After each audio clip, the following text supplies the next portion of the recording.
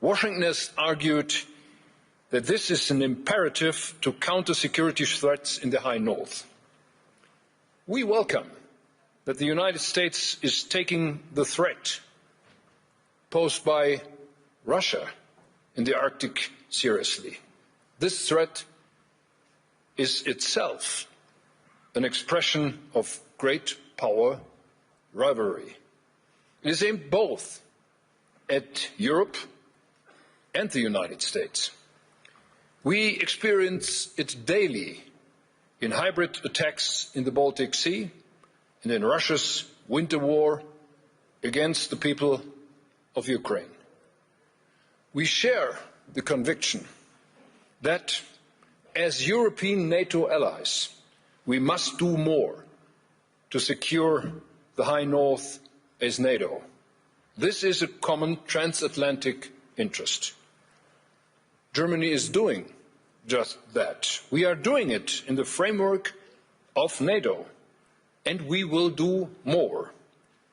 Our neighbours and partners in Europe, including Denmark and the people of Greenland, can count on our solidarity.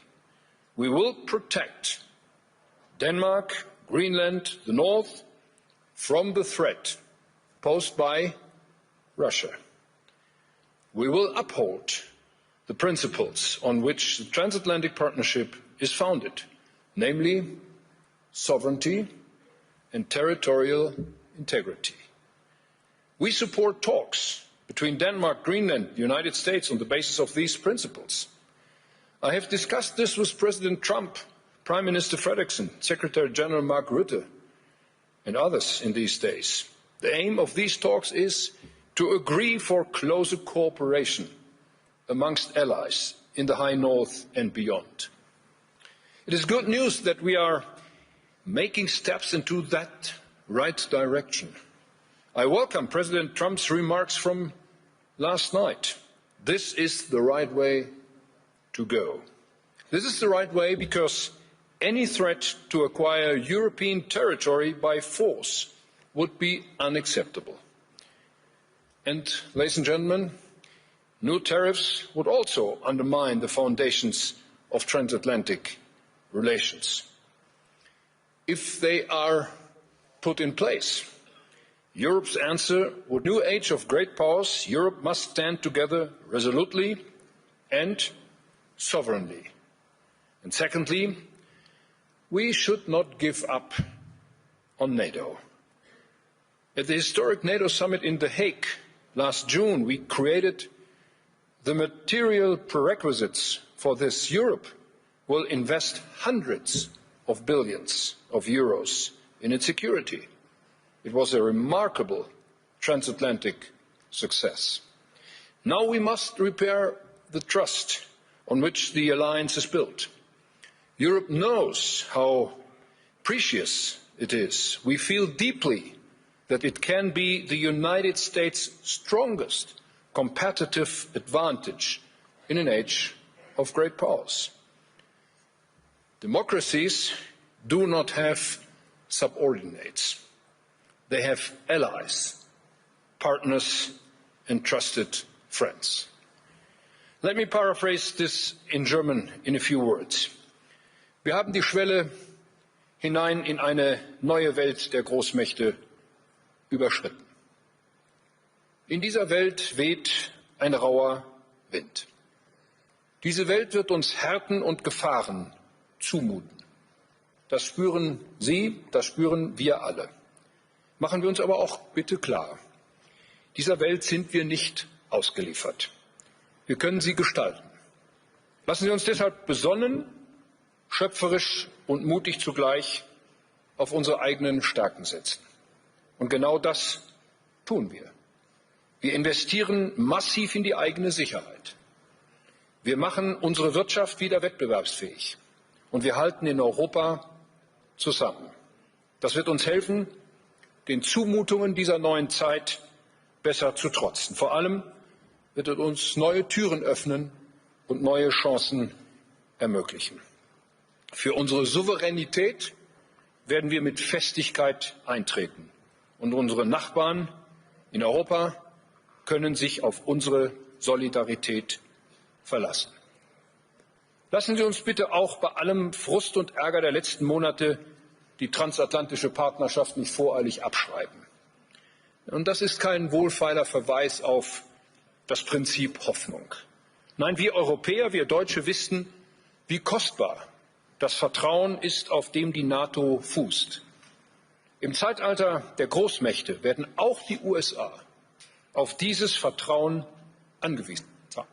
Es ist ihr und unser entscheidender Wettbewerbsvorteil. Ich sage es auf Deutsch.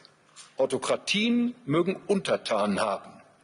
Demokratien haben Partner und verlässliche Freunde. An diesem Satz wollen wir uns orientieren. Wir werden hartnäckig dafür arbeiten, dass dies nicht in Vergessenheit gerät. Under my leadership, ladies and gentlemen, the new German government set two goals. First, Germany has to regain economic strength. Second, we want to make Europe a key player again in global politics, economically, and particularly in defense. We need to be able to defend ourselves, and we need to do so fast. These goals are complementary. Economic competitiveness and the ability to shape global politics are two sides of the same coin. Germany can only lead the way in Europe if we are economically strong. And Europe's geopolitical influence and our defense capability largely depend on the continent's economic momentum. Ladies and gentlemen, our policies now need to be exceptionally ambitious and courageous. We must make progress in 4 simultaneously areas. We must continue supporting Ukraine in its fight for a just peace. We must become capable of defending ourselves on our own in Europe. We want to reduce dependencies that currently make us vulnerable. And fourth, we want to ensure that our economy can tap into its full potential for innovation and growth. This will only work if we work together as one European Union. And be assured, Germany pledges to take a special responsibility here. That is why we decided right at the start of my tenure to increase Germany's defense spending up to 5% of GDP. That is a huge increase. Boosting our military capabilities means to assert our sovereignty. By systematically strengthening our defense, we are reducing our economic and technological dependencies. And there is no room for isolationism and protectionism in this agenda. Instead, we are talking about strategically coordinated ties worldwide. Europe's trade ambitions are crystal clear. We want to be the alliance offering open markets and trade opportunities. We want to strengthen the rules for fair trade and level playing field. Europe must be the antithesis to state-sponsored, unfair trade practices, raw material protectionism, tech prohibition, and arbitrary tariffs. Tariffs, again, have to be replaced by rules, and those rules need to be respected by trading partners. On this, the EU is making great progress. Mercosur has been signed. And by the way, I deeply regret that the European Parliament has put another obstacle in our way yesterday. But rest assured, we will not be stopped. The Mercosur deal is fair and balanced. There is no alternative to it if we want to have higher growth in Europe. And most likely, this agreement will provisionally be put in place. In a few days' time, the President of the European Commission will travel to India to establish the principles of a free trade agreement between the subcontinent and the European Union. I was in India a week ago, and I have no doubt whatsoever that the era of great powers presents an opportunity for all of us and for all countries that favour regulations above arbitrary rule and see greater benefit in free trade than in protectionism and isolationism.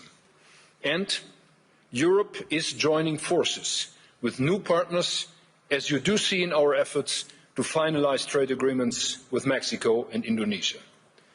In order to make best use of these new partnerships, we need to put our house in order at home. We are aware of those problems. Both Germany and Europe have wasted incredible potential for growth in recent years by dragging feet on reforms and unnecessarily and excessively curtailing entrepreneurial freedoms and personal responsibility. We are going to change that now. Security and predictability take precedence over excessive regulation and misplaced perfection. We must reduce bureaucracy substantially in Europe. The single market was once created to form the most competitive economic area in the world, but instead we have become the world champion of over-regulation. That has to end. I have therefore mobilised EU leaders to convene for a special summit on February 12, at which we intend to set the course. Giorgia Meloni and myself, we have formulated a set of proposals we would like to see addressed. Amongst them are some new ideas. We propose an emergency brake for bureaucracy, discontinuity for legislative work, a modernised EU budget putting competitiveness centre stage. We want to have a fast, dynamic Europe and a service-oriented administration. I will insist that rapid progress be made, including on the Capital Markets Union.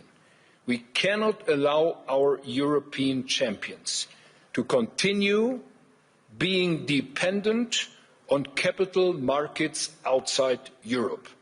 Instead, they should be able to grow in Europe, they should be able to be financed in Europe, and they should be able to go public in Europe.